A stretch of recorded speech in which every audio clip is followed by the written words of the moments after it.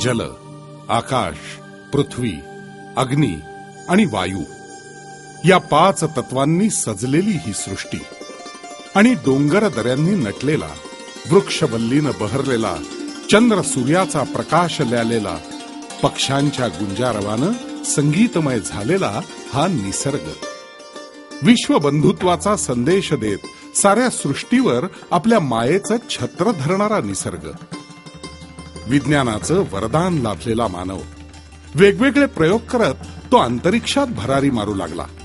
वेगानं विकसित होण्याच्या कल्पनेत तो कधी कधी निसर्गालाही आव्हान देऊ लागला. सृष्टीतील पंचतत्व आणि मानवी मनातील नवरसयुक्त भावनांचं घर्षण सुरू झालं आणि मानवाप्रमाणे निसर्गही आपलं लहरी पण दाखवू लागला.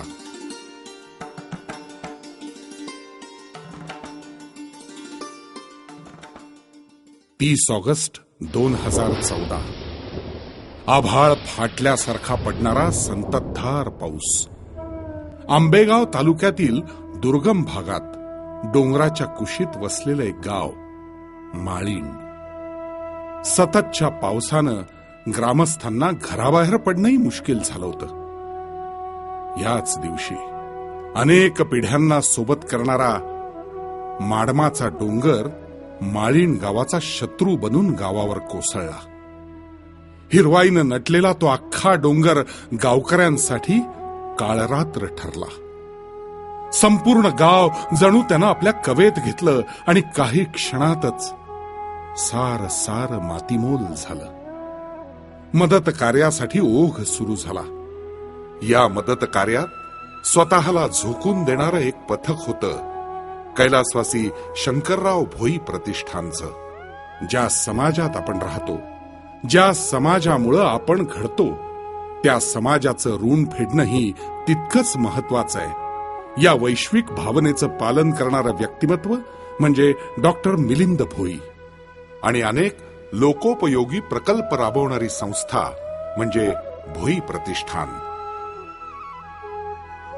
देव माणसात वसलाय, माणसाची सेवा म्हणजे परमेश्वराची आराधना असं मानून एक एक प्रकल्प धडाक्यानं यशस्वी करत जाणारी संस्था म्हणजे भोई प्रतिष्ठान.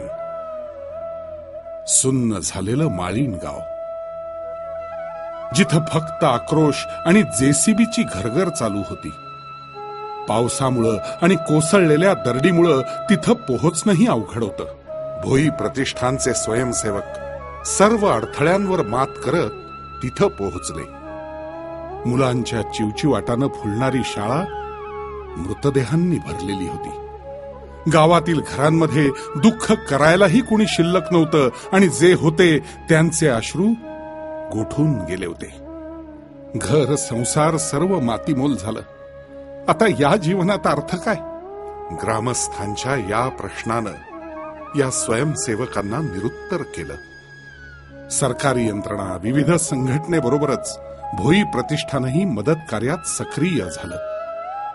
अन्न, वस्त्र, निवारा या सोयी आपण त्यांना देऊ, पण एवढ्यानं प्रश्न सुटणार आहेत का? अजून काय करू शकतो आपण?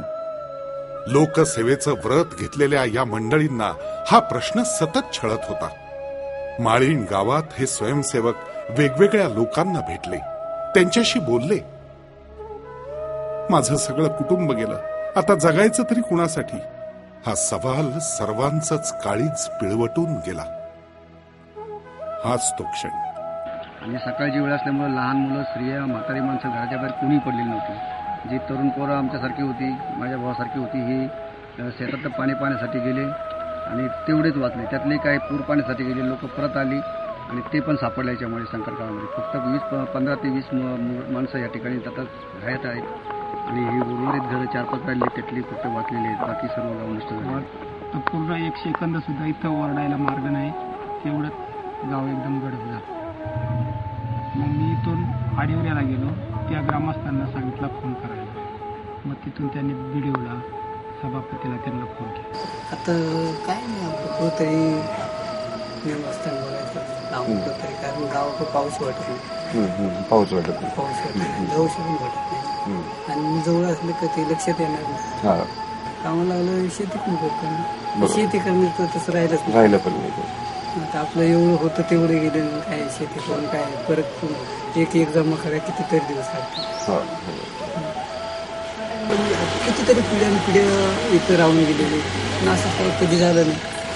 हे अचानक झालं कोणाला कळलं पण नाही. कळलं पण नाही. अहो, कसं मिनिटातच झालं. मुलं आहेत ना असं साईडला गेली होती म्हणजे ओढं पाहायला ते येऊन समाज मंदिर आहे ना तिथे येऊन उभी राहिली त्याला सुद्धा कळलं नाही पळायला पळायला सुद्धा वेळ मिळाला नाही. असं तर घरातली मुलं बायको वगैरे हे तर पळू शकत नाही त्याला घरात काय म्हणजे त्याने करणार? काय करणार. जगायचं कुणासाठी? हो, जगायचं तर उरलेल्या नात्यांसाठी. डॉक्टर भोईंनी कल्पना मांडली आपापसातील नाती वाढवण्याची. माझं गाव माझं कुटुंब आहे ही भावना रुजवण्याची. धाग्याला धागा बांधत नात्यांचा वेल फुलवण्याची. कल्पकता आणि धडाडी असणाऱ्या डॉक्टर भोईंनी रक्षाबंधनाची संकल्पना अंमलात आणायचं ठरवलं.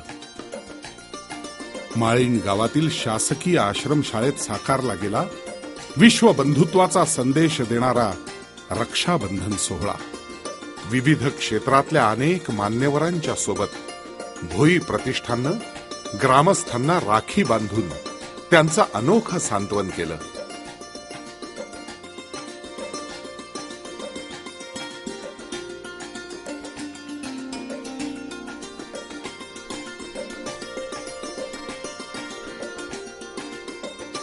सुवर्ण पदक मिळालं. तुम्ही वाचला असेल कदाचित टीव्ही पाहिला असेल तर ते कळेल किंवा आता कुस्ती खेळणाऱ्या मुली परवा तुम्ही वाचला असेल की हरियाणामधल्या 5वी शिकलेल्या मुली त्या गावात एवढं बंधन होतं त्यांना की 14व्या वर्षी मुलीचं लग्न करायचं. पण तिथल्या वडिलांनी ठरवलं की आपल्या मुलीला कुस्तीत प्रवीण करायचं. त्यांनी त्याच्या स्वतःच्या 3 मुली, भावाच्या 2 मुली, 5 मुलींना कुस्तीचं प्रशिक्षण दिलं. गावाने प्रचंड विरोध केला, घराने विरोध केला, आजीने विरोध केला आणि शेवटी कुस्तीचं प्रशिक्षण देता देता जगाच्या नकाशावर त्यांचं नाव. आपलंही कुणीतरी आहे ही भावना ग्रामस्थांचं मानसिक बळ वाढवून गेली. मुलांमध्ये आत्मविश्वास वाढावा यासाठी कथाकथनातून त्यांचं दुःख हलकं करून त्यांच्या ओठांवर हसू फुलवण्यात आलं. चांदो बाजू रडू नको किती किती रे रडलास दरड्याने भरलास उलटा चालू नको कधी असाच पडशील जलामधी. गणपती बाप्पा अपनी मंजिल एक है आहा एक है ओहो. विश्व बंधुत्वाची नात्याची संकल्पना गाण्याच्या माध्यमातून मुलांमध्ये रुजवण्यात आली. हे स्वयंसेवक केवळ वैद्यकीय उपचार करून थांबले नाहीत तर नात्यांची वृद्धी करणाऱ्या रक्षाबंधन या संकल्पनेचाही त्यांनी मानसशास्त्रीय उपचार यशस्वी केला. माळीण गावातील लोकांची मानसिक ताकद वाढवण्यात रक्षाबंधन ही कल्पना मोलाची ठरली. कैलासवासी शंकरराव भोई प्रतिष्ठानच्या माध्यमातून आज अनेक सामाजिक उपक्रम राबवले जात आहेत. त्यांच्या उपक्रमातून समाज बांधवांनाही प्रोत्साहन मिळत आहे.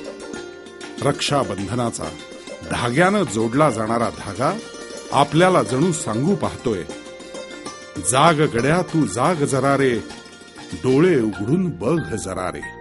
जाग गड्या तू जाग जरा रे, डोळे उघडून बघ जरा रे.